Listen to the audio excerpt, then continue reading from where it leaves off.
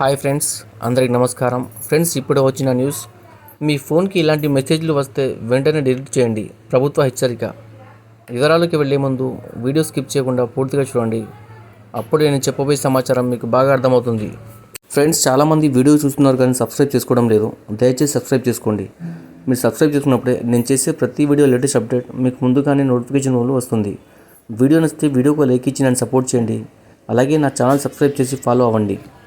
Friends, దేశంలో కోట్లాది మంది గ్రామీణ మరియు పట్టణ ప్రజలు ఇప్పటికీ ఎన్నో బ్యాంకింగ్ సంస్థలు ఉన్నప్పటికీ పోస్టల్ సేవలపైనే ఆధారపడుతున్నారు. డబ్బు ఆదా చేయడం నుండి బీమా వరకు వారు తమ గ్రామంలోనే సేవలను పొందుతారు. కానీ ఈసారి స్కామర్లు పోస్టల్ వినియోగదారులను లక్ష్యంగా చేసుకోవడంతో చాలామంది నష్టపోతున్నారు.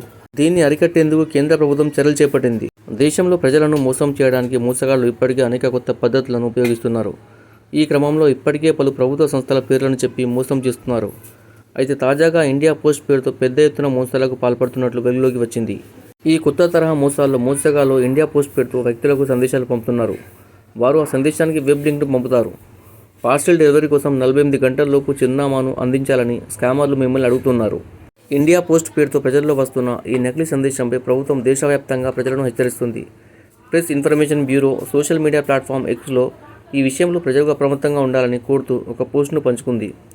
నేరగాళ్లు పంపే ఫేక్ మెసేజ్లో వచ్చిన లింక్పై క్లిక్ చేయడం ద్వారా వ్యక్తిగత సమాచారం చోరీకి గురయ్యే ప్రమాదం ఉందని హెచ్చరించింది. అందువల్ల ఇలాంటి సందేశాల పట్ల అప్రమత్తంగా ఉండాలని కోరారు. ఇండియా పోస్ట్ పేరుతో సైబర్ మోసగాళ్లు పంపిన అడ్రస్ అప్డేట్ లింక్పై క్లిక్ చేయడం ద్వారా వ్యక్తిగత సమాచారం చోరీకి గురయ్యే అవకాశం ఉంది. వారు పంపిన లింక్ల ద్వారా వ్యక్తుల ఫోన్లలో మాల్వేర్లను ఇన్స్టాల్ చేసే ప్రయత్నాలు జరుగుతున్నాయి. ప్రజల వ్యక్తిగత డేటాను దొంగిలించి మోసం చేస్తున్నారు. అటువంటి పరిస్థితుల్లో PIB ఫ్యాక్ట్ చెక్ అప్డేట్ దీని గురించి జాగ్రత్తగా ఉండాలని ప్రజలను హెచ్చరిస్తుంది.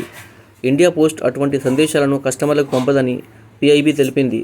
ఎవరైనా అలాంటి సందేశాలను స్వీకరిస్తే లింక్లపై క్లిక్ చేయవద్దని మరియు ఆ సందేశాలను తొలగించమని PIB వారిని అడుగుతుంది.